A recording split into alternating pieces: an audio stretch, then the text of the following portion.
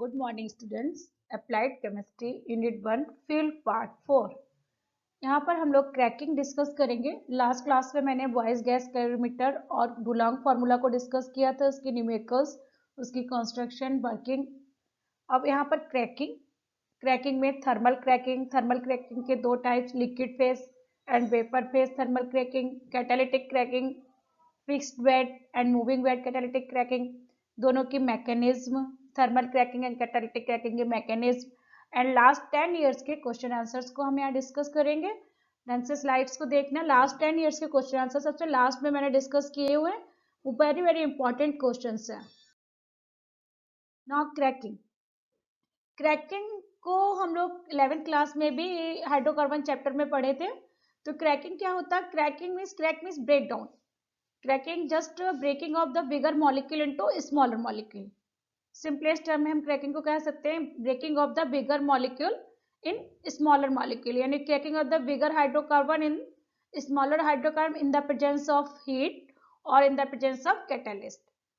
ठीक है, तो cracking is the process by which heavier fractions, ठीक है, यानी बिगर मॉलिक्यूल्स यानी heavier fractions are converted into lighter fractions by the application of heat with और विदाउट कैटलिस्ट। ठीक है, हीट की प्रेजेंस में, विद और विदाउट कैटलिस्ट, कैटलिस्ट की प्रेजेंस में और कैटलिस्ट के एब्सेंट में भी क्रैकिंग प्रोसेस कर हो जाती है। Cracking involves the rupture of carbon carbon and carbon hydrogen bond. ठीक है, तो क्रैकिंग में क्या होगा? कार्बन कार्बन बॉन्ड ब्रेकिंग होगा और कार्बन हाइड्रोजन बॉन्ड ब्रेक होगा in the chain of high molecular weight hydrocarbon. ठीक है, तो high molecular weight of hydrocarbon की चेन ब्रेक होके लो मॉलिकुलर वेट के हाइड्रोकार्बन ओलिफिन्स पैराफिन्स बनते हैं। ठीक है, क्रैकिंग में जैसे सपोज फॉर एग्जांपल डेकेन में क्या है? डेकेन का मतलब है C10H22।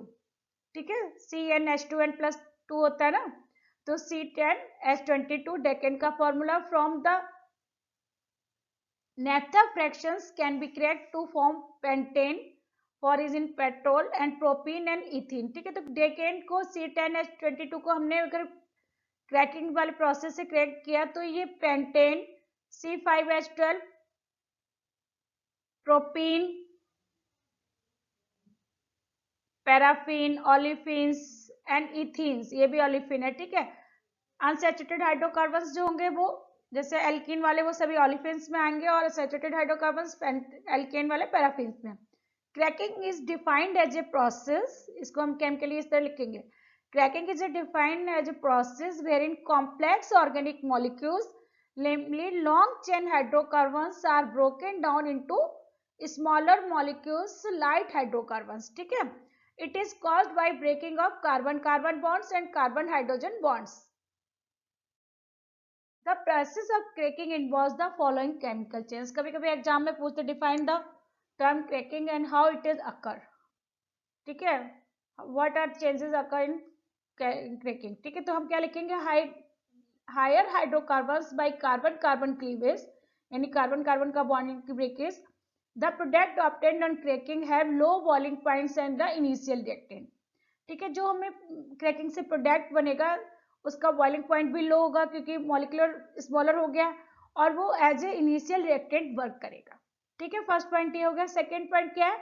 Formation of branched chain hydrocarbons takes place from straight chain alkanes. ठीक है, स्ट्रेट चेन एल्केन्स से हम एल्केन्स भी बना लेंगे, पैराफिन्स भी बनेंगे, तो ब्रांच चेन हाइड्रोकार्बन्स को भी जनरेट करते हैं।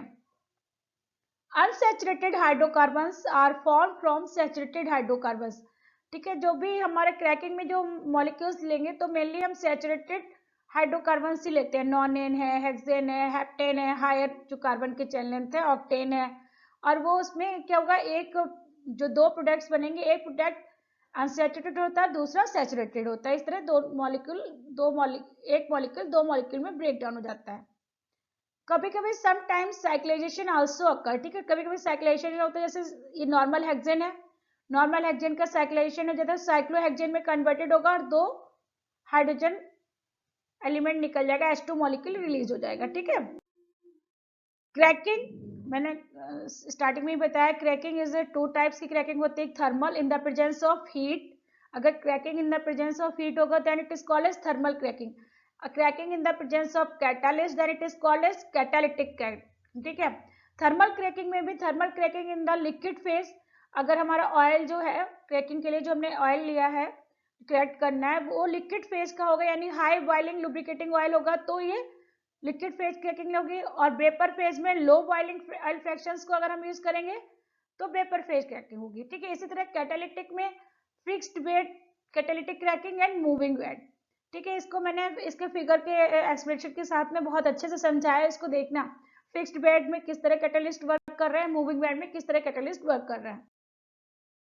Now thermal cracking, thermal cracking यानी cracking in the presence of heat.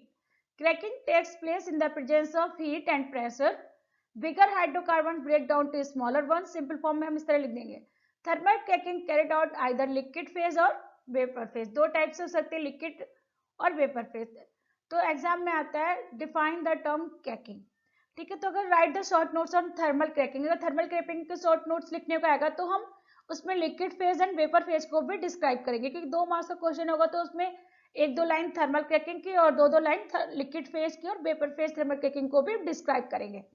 Liquid phase thermal cracking, by this method types of oil residual oil heavy oils can be cracked, ठीक है। इसमें residual oils and heavy oils can be cracked.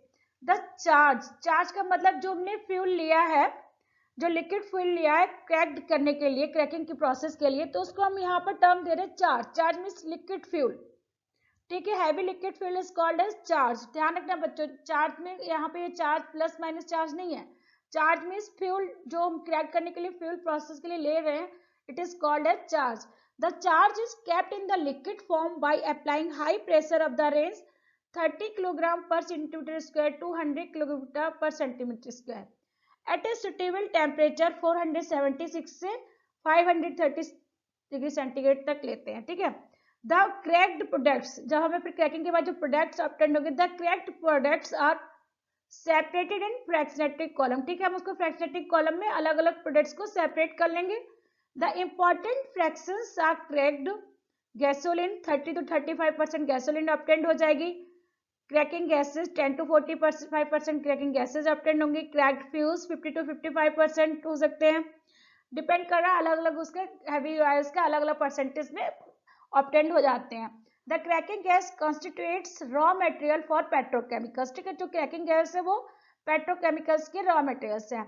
And the cracking residue used as a fuel, ठीक है। Cracking residue भी मिल जाता है, वो as a fuel की तरह हम उसको यूज कर लेते हैं। तो ये लिक्विड फेज क्रैकिंग हुई। नेक्स्ट थर्मल फेज क्या, वेपर फेज। थर्मल क्रैकिंग में क्या है, वेपर फॉर्म में ऐसे लिक्विड लेना जो हाईली वेपराइज्ड फॉर्म में आ जाए। By this method only those oil which can vaporized at low temperature can be cracked, ठीक है। तो इसमें हमने कौन सा ऑयल लेंगे, that can be vaporized at low temperature can be cracked, ठीक है। ध्यान रखना बच्चों, the petroleum friction of low boiling range like kerosene oil are heated at a temperature of 670 to 720 degree centigrade. Time required for vapor phase is very less in compared to liquid phase. Liquid phase में time ज्यादा लगता है और vapour phase में cracking करने की process में time कम लगता है। Petrol obtained from vapour phase है better anti knocking, anti knocking property जो होती है वो पेट्रोल की अच्छी होती है, बट पोरर स्टेबिलिटी, और स्टेबिलिटी इसके पोरर होती है।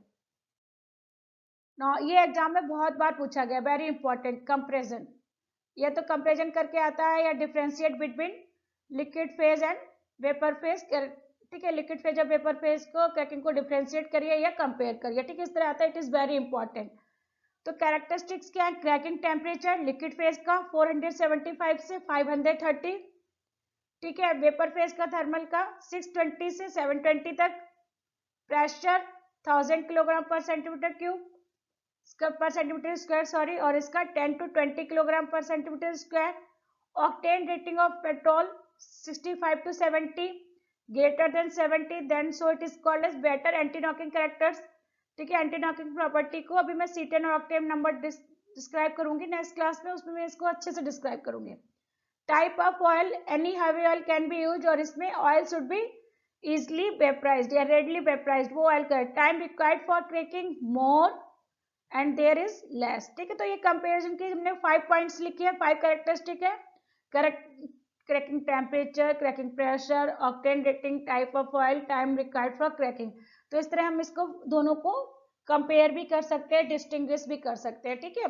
Now mechanism of thermal cracking, कभी कभी एग्जाम में पूछते हैं, ये ज्यादा नहीं पूछते लेकिन फिर भी 20 या 30% पूछ लेते हैं, इसलिए हमने इसको इंपॉर्टेंट ही समझ लो। मैकेनिज्म ऑफ थर्मल क्रैकिंग में क्या होता है कि हम इसको फ्री रेडिकल मैकेनिज्म के थ्रू मॉलिक्यूल्स को ब्रेक डाउन करते हैं। Thermal cracking is followed by free radical mechanism. बच्चों ध्यान रखना, ये फ्री रेडिकल मैकेनिज्म से होती है थर्मल क्रैकिंग, और कैटालिटिक क्रैकिंग जो होती है वो कैटालिस्ट से होती है, तो वहां पे कार्बोनियम आयन को जनरेट होता है, ठीक है, इसलिए दोनों में डिफरेंस है। Thermal cracking is followed by free radical mechanism. This mechanism explain here by taking example of n non n. N का मतलब नॉर्मल, नॉन एन को हमने लिया है 9 जो कार्बन कंटेनिंग हाइड्रोकार्बन लिया है, C9H20।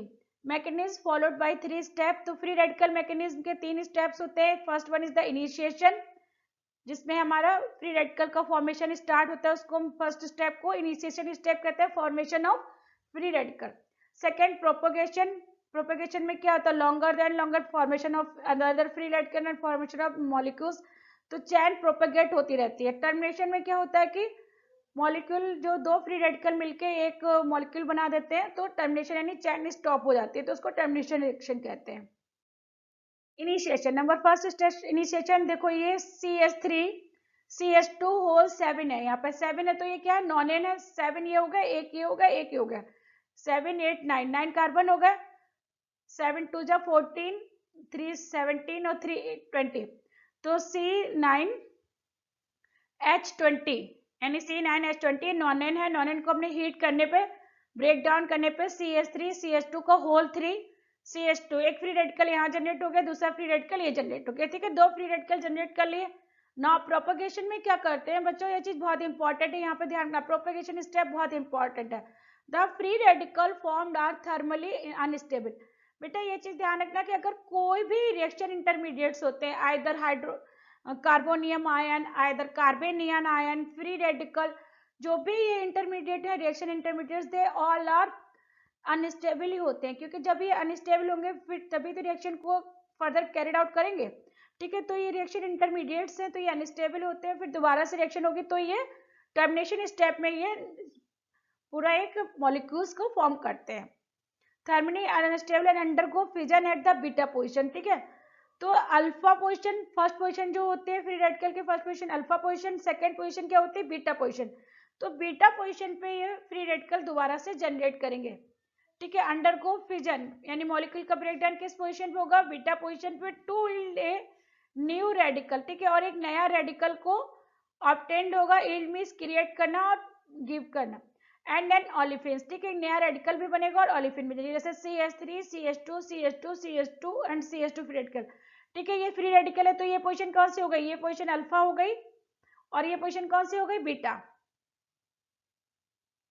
ठीक है। तो बीटा पोजीशन पे ये जो इलेक्ट्रॉन्स हैं, ये इलेक्ट्रॉन यहाँ पर आ जाएगा एक, ठीक है, फ्री रेडिकल का भी एक इलेक्ट्रॉन यहाँ पर आ जाएगा। तो यहाँ पे जब बीटा पोजीशन का एक इलेक्ट्रॉन यहाँ पर आ जाएगा, तो ये बॉन्ड यहाँ पे क्या होगा, बॉन्ड यहाँ पे क्लीवेड हो जाएगा,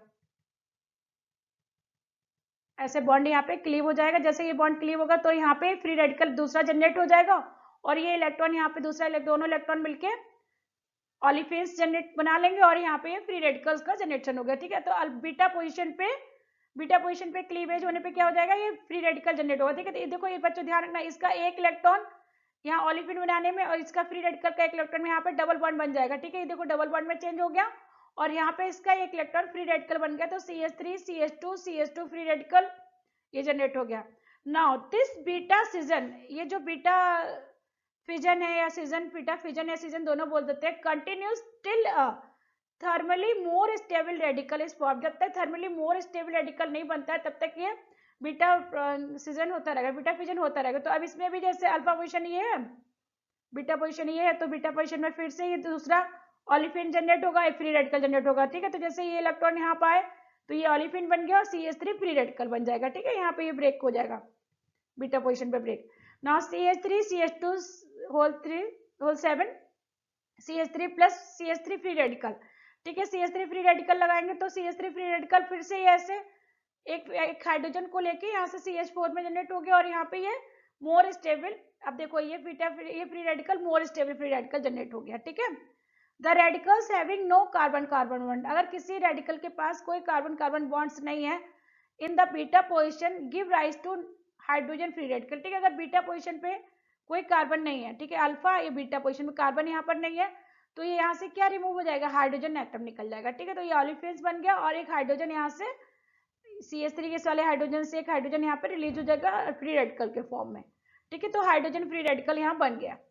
now termination step, third step is the termination step. तो बच्चों ध्यान रखना, इनिशिएशन स्टेप में formation of free radical molecule, propagation step followed by the beta position के फिजन पे फॉलोड होगा, yield in new radical and olefins, और जब तक बीटा पोजीशन पे फिजन होता रहेगा जब तक उसको एक more stable thermally stable radical नहीं मिल जाता, ठीक है। और अगर कार्बन कार्बन बॉन्ड के पास में कोई भी दूसरा हाइड्रोजन कार्बन नहीं है बीटा पोजीशन पे, then hydrogen free radical generate होगा। टर्मिनेशन स्टेप में दो फ्री रेडिकल मिलकर एक मॉलिक्यूल बना लिया CH3 ये दो मिलकर दूसरा मॉलिक्यूल बन गया, ब्यूटेन बन गया, इथेन बन गया, ब्यूटेन बन गया, ये CH3 CH2 और हाइड्रोजन फ्री रेडिकल मिलकर इथेन बन गया, ठीक है। तो टर्मिनेशन स्टेप में मॉलिक्यूल्स चेन ब्रेक हो जाती है, मॉलिक्यूल्स क्या बनता है CH3 मिलकर इथेन, ब्यूटेन एंड इथेन का फॉर्मेशन हो जाता है, ठीक है। बच्चों क्लियर है, initiation propagation and termination step तीनों को ढंग से लिखना है। नेक्स्ट है कैटालिटिक क्रैकिंग। कैटालिटिक क्रैकिंग में cracking in the presence of catalyst करते हैं।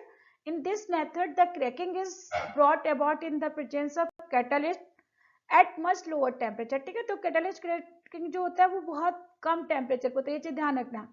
Catalyst cracking is perform at a very low temperature and pressure, इसमें टेम्परेचर भी कम हो जाता है और प्रेशर भी कम होता है। The catalyst is used in the easily a mixture of silica and alumina, ठीक है। तो एल्यूमिनियम सिलिकेट बोलते हैं, hydrated aluminium silicate, hydrated aluminium silicate को हम एज ए कैटलिस्ट यहाँ पे लेते हैं। The most recent catalyst used in zeolite, ठीक है, जियोलाइट्स को भी लेते हैं, वो भी पोरस हाइड्रेटेड एल्यूमिनियम सिलिकेट्स होते हैं, जियो सिलिकेट्स होते हैं। The quality and yield of gasoline, gasoline एक फ्यूल है, produced by catalytic cracking is greatly improved, ठीक है। तो कैटालिटिक क्रैकिंग की वजह से जो गैसोलीन को हम ऑब्टेन कर रहे हैं तो वो बहुत ज्यादा इम्प्रूव्ड हो रही है, ठीक है। The catalytic cracking has following advantages over the thermal cracking, it is very important. यहाँ पे मैं 2 बार भी लिख दे रही हूँ क्योंकि ये बहुत इंपॉर्टेंट है, एग्जाम में बहुत बार पूछा जाता है। Why catalytic cracking is more advantages than thermal cracking, ठीक है। तो कैटालिटिक क्रैकिंग ज्यादा इंपॉर्टेंट होती है in comparison to thermal cracking. तो इसमें मैंने 6 पॉइंट्स लिखे, अगर 2 मार्क्स का क्वेश्चन आता है तो एटलीस्ट आप लोग 4 पॉइंट्स तो लिख देंगे, ठीक है। इट इज वेरी इंपॉर्टेंट, बहुत बार पूछा गया। The catalytic cracking has following advantages over the thermal cracking. Number 1, high temperature has pressure, high temperature and pressure, sorry यहाँ पे एंड प्रेशर है, ठीक है। High temperature and typo error है थोड़ा सा, high temperature and pressure are not required in the presence of a catalyst and hence there is a saving in the production of cost, ठीक है। तो cost production हो जाता है क्योंकि हाई टेम्परेचर और प्रेशर रिक्वायर्ड नहीं है। The use only of catalyst not only accelerate the cracking reaction like decomposition, dehydration, isolation, polymerization, but also introduce new reactions which considerably modify the yield, ठीक है। yield को भी modify करते हैं and the nature of the products को भी modify कर देती है कैटलिस्ट की प्रेजेंस में। The yield of gasoline is higher, ठीक है, गैसोलीन की यील्ड भी इसकी कैटलिस्ट की प्रेजेंस में हायर होती है। About 70% of raw material is converted into gasoline, ये इसका प्लस पॉइंट है, ठीक है, इसका एडवांटेज है। Catalyst are selective in action, ठीक है, कैटलिस्ट कैसे सिलेक्टिव होते हैं action and hence cracking of only high boiling fractions takes place, ठीक है, हाई बॉइलिंग फ्रैक्शंस में ही क्रैकिंग होगी। Coke forming materials are absorbed by the catalyst as soon as they form. The cracking process can be easily controlled, बहुत जल्दी control कर देते हैं, so the desired products can be obtained। तो यहाँ पे हमने first, second, third, fourth, 6 point दिए, इसमें से कोई भी 4 पॉइंट्स आप लोग एग्जाम में लिख देंगे, ठीक है। कंपल्सरी क्वेश्चन में भी काफी बार पूछा गया है। Next, catalytic cracking is also 2 type, fixed bed catalytic cracking and moving back catalytic cracking. तो फिक्स्ड बेड कैटालिटिक क्रैकिंग में मेनली के जो हम कैटालिस्ट यूज करते हैं वो एज ए फिक्स्ड रहता है, उसकी पोजीशन फिक्स रहती है, लेकिन मूविंग बैच में जो कैटलिस्ट यूज करते हैं तो उसमें फ्लूइड टाइप में या वो मूविंग टाइप में होता है, उस तरह किस तरह यूज करते हैं वो है यहाँ पर। In this type of cracking the catalyst in the form of granules, ठीक है, ग्रेन्यूल्स या पैलेट्स के फॉर्म में है कैटलिस्ट। दीज पैलेट्स और granules are used in the form of fixed bed, ठीक है, इन कैटलिस्ट टॉवर, ठीक है, कैटलिस्ट टॉवर या कैटलिस्ट चैम्बर में ये कैटलिस्ट फिक्स्ड बेड की तरह है, यूज करेंगे। द हैवी ऑयल चार्ज, ठीक है, ध्यान रखना बच्चों, बोला था मैंने चार्ज वर्ड का। The heavy oil charge is pass through a preheater and heated to a cracking temperature, temperature कितना 420 से 450 डिग्री सेंटीग्रेड पे इसको हीट करते हैं। The charge is pass through a catalyst chamber, फिर ये हैवी ऑयल जो किसमें पास हो जाएगा, कैटलिस्ट चैम्बर की तरफ जाएगा। Then the catalyst used is either silica alumina gel SiO2 और Al2O3 और bauxite mixed with clay and zirconium oxide, ये भी हो सकता है जो कैटलिस्ट, जिरकोनियम ऑक्साइड और bauxite. The catalyst tower is also maintained at, जैसे प्री हीटर का टेम्परेचर 420 टू 450 था, तो कैटलिस्ट का भी टेम्परेचर, कैटलिस्ट टॉवर या कैटलिस्ट चैम्बर का भी टेम्परेचर 420 टू 450 होगा। Cracking of heavy oils vapours takes place in the catalytic chamber, ठीक है, हैवी ऑयल्स वेपर्स के कहाँ पे कैटलिटिक चैम्बर में क्रैकिंग होगी। And about 30 to 40% charge converted to low molecular weight hydrocarbon, ठीक है, केवल 30 टू 40% चार्ज ही चेंज होगा और रिमेनिंग ऐसे ही रह जाता है इसमें, ठीक है। तो ये देखो फिगर है, यहाँ पे हैवी ऑयल चार्ज है, ये हैवी ऑयल चार्ज है, यहाँ से इसको प्री हीटर पे हमने इसको प्री हीट कर दिया, यहाँ से एंटर होगा, ठीक है। उसके बाद हैवी ऑयल पे प्री हीटर करने पे गैस के फॉर्म में चेंज होगा, वेपर्स इसमें आ जाएंगे, तो ये हमारा कैटलिस्ट चैम्बर है। सेकंड नंबर पे ये कैटलिस्ट चैम्बर है। कैटलिस्ट चैम्बर में ये देखो फिक्स्ड बेड कैटलिस्ट है, ये एल्यूमिनियम सिलिकेट है, ठीक, फिक्स्ड बेड के फॉर्म में, ठीक है। तो अभी ये जितनी भी वेपर्स फॉर्म है, यहाँ पर भी हीटर फिक्स्ड है, तो ठीक है, ये वेपर्स यहाँ वेपर्स के फॉर्म में कैटलिस्ट के साथ में रिएक्शन वर्क करेगी, रिएक्शन बनने का क्रैक्ड वेपर्स, ठीक है, क्रैक्ड वेपर्स फॉर्म में आ जाएंगे। क्रैक्ड वेपर्स यहाँ पे फ्रैक्शनेटिंग कॉलम लगा हुआ है, फ्रैक्शनेटिंग कॉलम में क्रैक्ड वेपर्स आ जाएंगे। फिर क्रैक्ड वेपर्स फ्रैक्शनेटिंग कॉलम आने के बाद एक यहाँ पे कूलर लगा रखा है, तो जो गैसेज ऊपर कुछ हैवी ऑयल्स नीचे रह जाएगा बॉटम साइड, और जो गैसेज कुछ गैसेज होंगी हाईली वेपराइज्ड गैस वो ऊपर जाएंगी, तो हाईली वेपराइज्ड गैस यहाँ पे कूलर में जाके कूल्ड हो जाएंगी। कूल्ड में होने के वो गैसोलिन प्लस सम डिजोल्व गैसेज में चेंज होंगी, उसमें गैसोलिन है और सम डिजोल्व गैसेज है। फिर ठीक है, फिर हमने यहाँ पर एक स्टेबलाइजर लगा दिया। स्टेबलाइजर क्या कर रहा है, गैसोलिन को सेग्रीगेट कर लेता है गैसेज से, गैसेज सारी निकल जाएंगी और गैसोलिन हमें ऑब्टेंड हो जाएगी, तो गैसोलिन में प्योर फ्यूल के फॉर्म में यहाँ से ऑब्टेंड होगा। The cracked vapours are pass through the fractionating column, ठीक है, जो क्रैक्ड वेपर्स होंगी यहाँ पे ये फ्रैक्शनेटिंग कॉलम लगा होता है, फ्रैक्शनेटिंग कॉलम में आएंगी। And where gasoline recovered at top and heavy oils get condense bottom, ठीक है, गैसोलिन कहाँ पे, ऊपर जो गैसेस के फॉर्म में यहाँ पे गैसोलिन जाएंगी वो कूलर में जाके कंडेंस्ड हो जाएंगी और हैवी ऑयल नीचे रहेगा, ठीक है। Gasoline vapour subjected to a cooler where gasoline gets condensed, thereafter the gasoline is sent to stabilizer, उसके बाद गैसोलिन को हम स्टेबलाइजर में देंगे, where the dissolved gases are removed from the top and pure gasoline is obtained, ठीक है।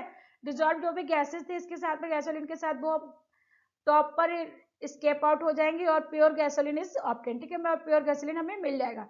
As the cracking reaction are endothermic the temperature in catalytic chamber is maintained by circulating molten salt in pipes passing through the catalyst bed, ठीक है, तो उससे circulation होता रहता है।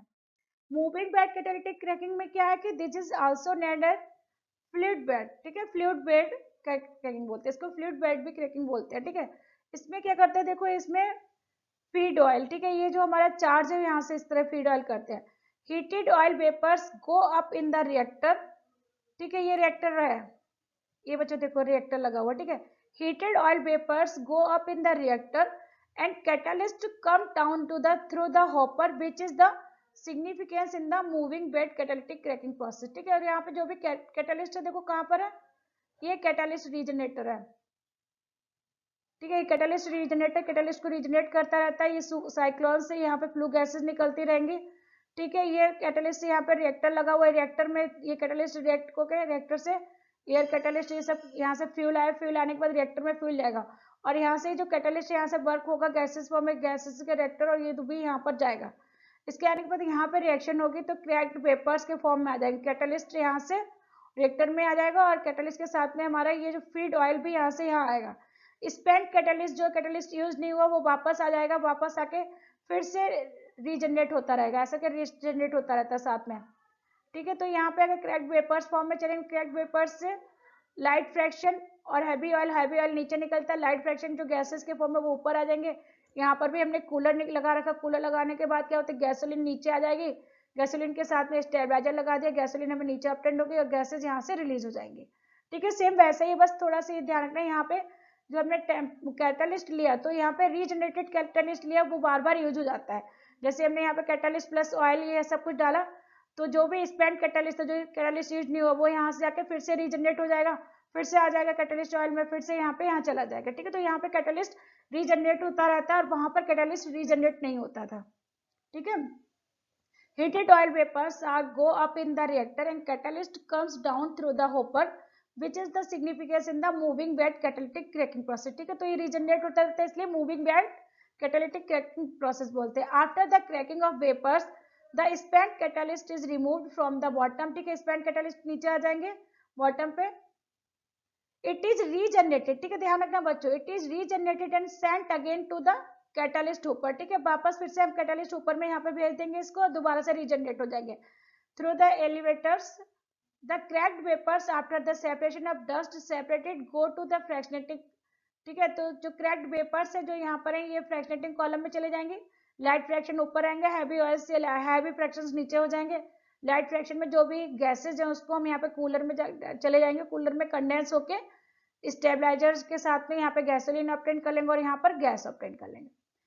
Go to fractionated column where gas oil is separated from vapors of gas and gasoline. Gas oil is bit down from the bottom, ठीक है बच्चों। इस तरह यहाँ पर इस फिगर को ध्यान रखना, अच्छे से वर्किंग लिख देना। The gas and the gasoline vapors are condensed, ठीक है। जो भी गैस और गैसोलीन वेपर्स यहाँ पे कंडेंस्ड हो जाएंगी, ठीक है। जो गैसेज है वो गैसेज यहाँ पे कूलर में जाके कंडेंस्ड हो जाएंगी। Then are separated. Other methods of synthesis of gasoline are by polymerization, alkylation, Fischer-Tropsch method and liquefaction of coal और हाइड्रोजनेशन ऑफ कोल, और भी मेथड से इसको हम सेपरेट कर सकते हैं यहाँ पर, ठीक है, फ्रैक्शनेटिंग कॉलम की जगह। Normally the gases obtained from the cracking of petroleum और इथाइलिन, कौन कौन सी गैसेज ऑब्टेन्ड होती है, ethylene, propene, butane and saturated hydrocarbon like methane, ethane, propane and butane. Polymerisation also classified catalysis to obtain motor fuel, ठीक है। इस तरह अलग अलग इसके एप्लीकेशन है, उसमें इसको यूज कर सकते हैं मूविंग बेड को भी। Now mechanism of catalytic cracking, जिससे थर्मल की हमने मैकेनिज्म पढ़ी तो वो फ्री रेडिकल थी, लेकिन यहाँ पे फ्री रेडिकल नहीं, यहाँ क्योंकि कैटालिस्ट है तो कैटालिस्ट खुद ही वर्क करेगा तो कार्बोनियम आयन बनता है, ठीक है। तो यहाँ पे क्या है, carbonium ion intermediates, intermediate reaction intermediate क्या है, वहां पर जैसे फ्री रेडिकल था, यहाँ पर reaction intermediate is carbonium ion. Carbonium ion intermediates are form first due to the thermal cracking. पहले हम थोड़ा सा हीट से मॉलिक्यूल को C9H20, यहाँ पर भी हमने क्या लिया, नॉनेन ही लिया, जैसे नॉनेन को वहां पर भी हमने नॉनेन लिया, नॉनेन को हमने हीट करने पे थोड़ा सा हीट करेंगे हम उसको थर्मली, उसके बाद हमने एक मॉलिक्यूल ये एल्किन बना लिया और दूसरा एल्केन बना लिया, ठीक है। Thermal cracking small amount of alkene is produced, ठीक है, एल्किन और एल्केन दोनों बन गए produce, the alkene then produced by the catalyst, ठीक है। अब ये जो एल्किन है, ये एल्किन बना, इसको हमने क्या किया, ये catalyst the alkene then protonated by the catalyst, ये कैटालिस्ट से H+ आएगा, H+ से प्रोटोनेटेड हो जाएगी, जब H+ इसमें आ जाएगा तो ये कार्बोनियम आयन का जनरेशन हो गया, ठीक है। कार्बोनियम आयन का जनरेशन कैसे हुआ, जो alkene is protonated by this catalyst के H+ आया तो कार्बोनियम आयन का जनरेशन होगा। अभी कार्बोनियम आयन जो है, ये जो कार्बोनियम आयन है, ठीक है, कार्बोनियम आयन क्या होगा, कार्बोनियम आयन ये जो दूसरा मॉलिक्यूल है नॉनेन का, उसके साथ रिएक्ट करके दूसरा कार्बोनियम आयन जनरेट कर देगा, ठीक है। दूसरा थर्मली स्टेबल दूसरा कार्बोनियम आयन जो स्टेबल कार्बोनियम आयन उसको जनरेट करेगा और ये यहाँ पर एल्केन का दूसरा एल्केन निकल जाएगा, ठीक है। नेक्स्ट क्या है, the nonyl carbonium ion then undergoes beta cleavage, ठीक है। देखो बच्चों ध्यान देना, ये अल्फा पोजीशन जो भी फ्री रेडिकल होता है या कार्बोनियम होता है, जो भी रिएक्शन इंटरमीडिएट है उसको हमने अल्फा मान लिया, ठीक है। तो ये अल्फा है और ये बीटा है, ठीक है। यहाँ पर दो बीटा पोजीशन है, एक ये बीटा है दूसरा ये बीटा है, ठीक है, ठीक है। अब हमने यहाँ पर क्लीवेज किया तो ये जो फ्री रेडिकल था, यहाँ पर free radical sorry carbonium ion था, तो ये इलेक्ट्रॉन एक यहाँ पर आ गया और इसका एक इलेक्ट्रॉन यहाँ पर आएगा, ठीक है। इस तरह ये क्या आप करेंगे, यहाँ पर देखो डबल बॉन्ड में चेंज हो गया, ये जो जैसे यहाँ पे था ये डबल बॉन्ड में चेंज हो गया और इधर कार्बोनियम आयन बन गया। ठीक है, ये इलेक्ट्रॉन है, इलेक्ट्रॉन यहाँ पे यहाँ डबल बॉन्ड में चेंज हो गया और इधर कार्बोनियम बन गया। लेकिन ये कार्बोनियम आयन मोर स्टेबल नहीं है। देन तो क्या करेंगे, the primary carbonium ion rearrange to the more stablish secondary ion by bond to hydride shifted. तो इस कार्बोनियम आयन में क्या करेंगे, इस हाइड्रोजन को और इस हाइड्रोजन को यहाँ पर शिफ्ट कर लेंगे, ये दोनों आपस में शिफ्ट हो जाएंगे और ये यहाँ पे सेकेंडरी कार्बोनियम आयन ये बन जाएगा यहाँ पे इस पोजीशन पे। तो ये कार्बोनियम आयन है जो स्टेबल है, ठीक है, मोर स्टेबल है, इसको हमें बनाना है। नाउ इन एरोमेटिक हाइड्रोकार्बन, अगर एरोमेटिक हाइड्रो, ये हमारे पास अभी एलिफेटिक हाइड्रोकार्बन की बात कर रहे थे, अगर हम एरोमेटिक हाइड्रोकार्बन लेंगे तो उसमें क्या होगा, in aromatic hydrocarbon the rings remain intact and only the side chains are lost. ठीक है, तो रिंग पे कोई इफेक्ट नहीं पड़ता, केवल साइड चेन्स पे इफेक्ट पड़ता है। ठीक है, ब्रेकिंग होने पे, क्रैकिंग होने पे केवल रिंग तो वैसे की वैसे ही रहेगी, साइड चेन्स चेंज हो जाएंगी। जैसे ये यहाँ पे CH2 CH2 CH2 CH3 लगा हुआ है, ठीक है, प्रोपाइल ग्रुप लगा हुआ है, ब्यूटाइल ग्रुप लगा हुआ है प्लस H+। ठीक है, ये कैटालिस्ट से H+ आया, इसको प्रोटोनेटेड करके हमने कार्बोनियम आयन बन जाए, इस तरह आयन में चेंज कर लिया, इलेक्ट्रॉन यहाँ पर आएंगे तो यहाँ हमने पे बेंजीन बन गया प्लस ये हमारा कार्बोनियम आयन जनरेट हो गया। ठीक है, कार्बोनियम आयन ने एक हाइड्रोजन प्लस के साथ में रिएक्ट करके ये एल्कीन में चेंज हो गया। ठीक है, तो रिंग ऐसे के ऐसे ही रही और हमारा जो रिंग के साइड में जो भी प्रोडक्ट लगा हुआ था and side chain are lost. ठीक है, साइड चेन लॉस्ट हो जाएगी, रिंग वैसे की वैसे ही रहती है।